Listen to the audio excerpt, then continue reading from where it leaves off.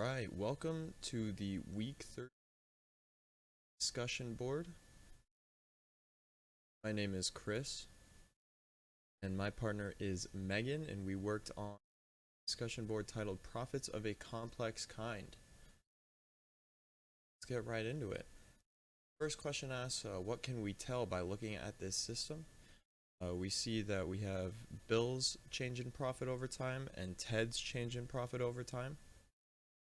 We could tell that the dependent variables are B and T, Bill and Ted. We can also see that it is a completely coupled system, meaning that both B and T are in both equations. The system consists of two linear differential equations. That's just from looking at it. Let's get into analyzing it now.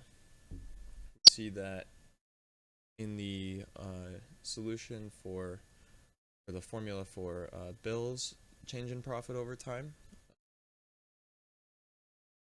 negative 0.5 B, this pretty much means Bill's profit tends to decrease by 50% from his profit in the previous year.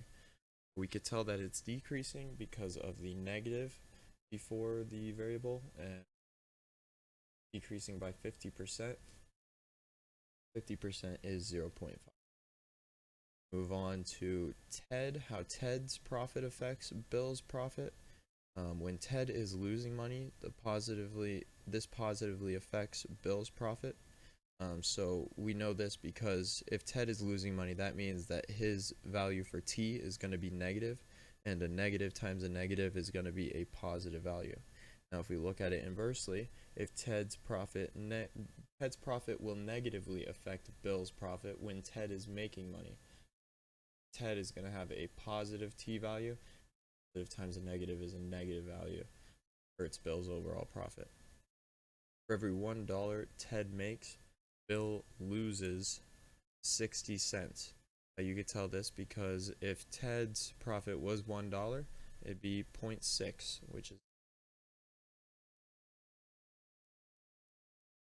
so that was Bill's equation with respect to time. At Ted's equation with respect to time, we could see that Ted's profit is 0.1 T, positive value. So that means that his next year tends to increase by 10% of the profits from his previous year. We know that because of the positive value and 10% being 0.1. If we look at how Bill affects Ted's profit, for every $1 Bill makes in profit, Ted makes 75 cents. So that pretty much means that when Bill is making money, Ted is making money. Positive B value, positive times a positive is a positive value. For every $1 Bill loses, though, Ted loses 75 cents of his own profit. So if Bill is in the negative, Ted is in the negative, because Ted's positive 0.75 times a negative Bill profit is to a negative value. That was the end of question 1. So moving on to question 2, we're given the phase plane. We could see that the phase plane shows a spiral sink because the G value in our eigenvalue is less than 0. The initial conditions that we see from this first dot here, B naught equals 8.5 and T naught equals 4.4. As time goes by, the profit of both Bill and Ted go to 0. So if we see Ted's profit increases, Bill's profit decreases, and it just fluctuates. Ted's profit will decrease, so will Bill's profit, and then at some point Ted's profit will continue to decrease, but Bill's profit will start seeing an increase, and slowly they'll go back and forth until they lead to 0. So that pretty much is what the last bullet point says. The profit of Bill and Ted oscillate. Bill goes up, Ted goes down, Bill goes down, Ted goes up throughout this whole thing until they reach a stopping point. Moving on to question 3, now it's time to solve for the general equations. We know our initial equations, dB dt and dt dt. We know our initial values of B naught and E sub 0. Since this system is completely coupled and linear, we can solve using this general form of the x and y matrix equaling capital Y, which equals this giant thing. we use the x with the cosine h of t and the y with all of this down here. So if we want to start plugging in numbers into our system, we want to put the equations that we had in the last slide into a matrix form. We're going to pull the b out, we're going to pull the t out from both of those equations. We're going to leave them in this matrix form to get our eigenvalues. We're going to plug that into Wolfram Alpha. We're going to see that the eigenvalue equals negative 0.2 plus or minus 0.6i. From that, we can confirm that it's a spiral sink because it has that negative g. We can now assign values to the variable in the general form that we saw earlier, where we now have an a value, a b value, a c value, a d value, and since we got our eigenvectors, we're going to have that g value and that h value down there. So you can see all that is lined up there, eigenvalues, and we have our numbers a, b, c, d, g, h. Alright, now instead of just plugging them all straight into that giant equation, we're going to make it a little easier on ourselves. We're going to make a few simple calculations based on some of the different numbers we're going to have in that equation. We know our negative a plus g over b is going to be in the equation twice, and the h over b function is going to be in the equation twice. So if we just solve for those early, we won't have to worry about doing that math later. You just get it done now. We know the values for all of them, so we get that negative a plus g over b is going to equal negative 0.5, and h over b is going to equal negative 1. Now that we have all that we need to arrive at the general solution, we will begin by substituting our values into the general form. We know our x equals b, our y equals t. Our a, b, c, d, g, and h values are all already there, and we solve for these, so we could just plug these right into the equation. So once the substitutions has been made, we can now simplify. So we plug in our g value, we plug in that equation value, plug in our h values, and we simplify it down. You can see that we plugged in the negative 1, so negative 1 times a negative is going to be a positive, and a positive and a negative is going to be a negative. From here we can multiply through and write two general equations. Now we can take our b and we can use the k1 e to the negative 0.2 t, take it all, multiply it by cosine of 0.6 t, add it to the k2, and times that by sine of 6. That'll be our b function, and then our t function will be the bottom of our those matrix equations. Right, now we want to solve. We can find the values of the arbitrary constants using the initial conditions. Our b sub 0 is 8.5 and our t sub 0 is 4.4.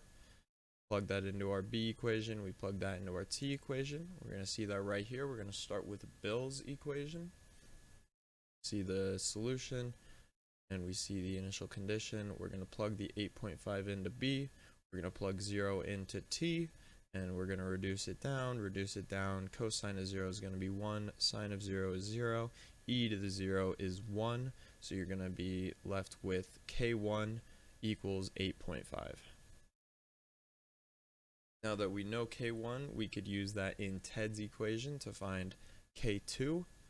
We're going to start with the general equation, move down, plug in the t, plug in the capital T, plug in the lowercase t, reduce that down a bit. Our cosine of 0s equals 1, sine of 0 equals 0, e of 0 equals 1.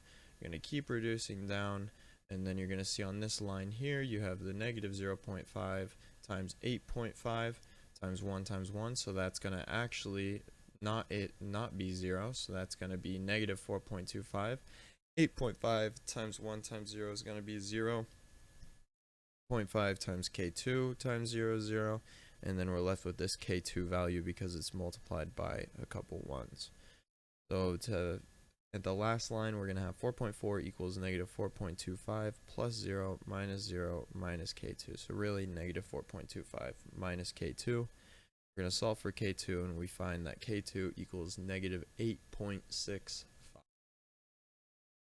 We can now insert the values of the arbitrary constant into Bill's equation, arrive at the particular solution. We see that if we plug it in, reduce it down a bit, Bill's equation equals this, 8.5 e to the negative 0.2 t cosine of 0.6 t minus 8.65 e negative 0.2 t sine of 0.6 t.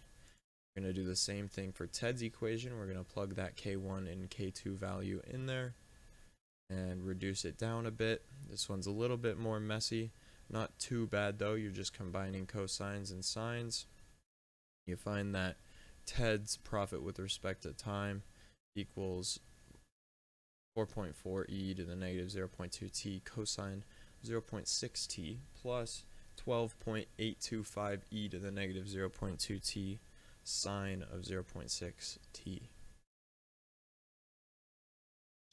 Now moving on to question 4, we want to take a look at the graph that we made in Desmos with those two equations that we just came up with.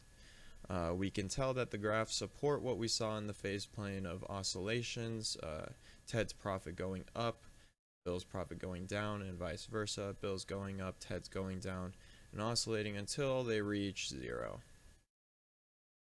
So you could see as time goes by, the profits of both Bill and Ted go to 0, and the profits oscillate. Bill's goes up, Ted's goes down, Bill's goes. Moving on to question 5, it's a pretty opinionated question. There's still right answers and wrong answers, but it's really how you look at it. So why do you suppose we are seeing the outcome we are? We came up with that initially. Bill has a higher profit than Ted, and both of their profits are positive. Since the profits are both positive in the beginning, Ted's profit will increase while Bill's decreases because Bill's profit with respect to time is negative. As Bill's change in profits, I should say. As Ted's profit becomes larger, Bill's profit is negatively impacted. Eventually, Bill's profit becomes negative, which means he is losing money. This will ultimately cause Ted's profit to decrease until it becomes negative, thus causing Bill's profit to increase again. And the cycle continues, interchanges, becomes less and less profit for both of them until they reach 0. And you can see that with the graphs. You could really also see it with the equations based on the fact that they're always going to be fluctuating. Moving on to question 6. This was from the discussion board lead group. I'm not sure if everybody did it, but if you did, you could take a look at our answer, compare it to yours. If you didn't, here's a little more insight for you. So we want to make the equilibrium point, which is 0, 0, become a spiral source. So right now it's a spiral sink. And we know that with a spiral sink that the G value is going to be less than 0, and to make it a spiral source, we want that G value to be greater than 0. If we take a look at our general equation, we can see that the term e to the power of gt will determine whether the amplitude is variable or not.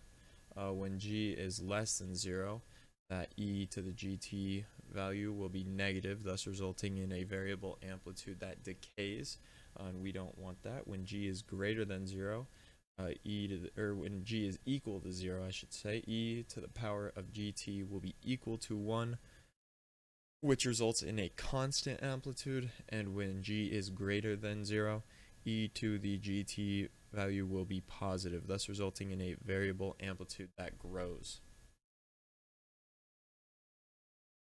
Now if we want to analyze this a little more, we take a look at how our eigenvalue is set up and matrix equation, and we want to really use our matrix equation to get an eigenvalue that satisfies a spiral source. So we know that g greater than 0 for the equilibrium point, g needs to be greater than 0 for the equilibrium point to become a spiral source, and we know that our eigenvalue gives us g.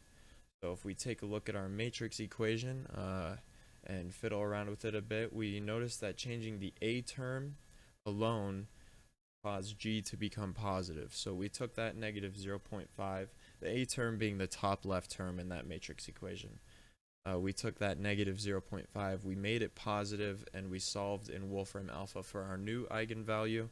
That gave us a positive g, which is that 0.3 value, and that helped us create the equilibrium point to become a spiral source. There could be different answers out there. I know there's a range of possibilities. This is what we came up with. Seemed pretty simple enough. If you have any questions on that, you can leave a comment in the discussion board under your work and we could talk about it some more. But other than that, thanks for watching the discussion board for week 13. I hope you guys have a great week 14.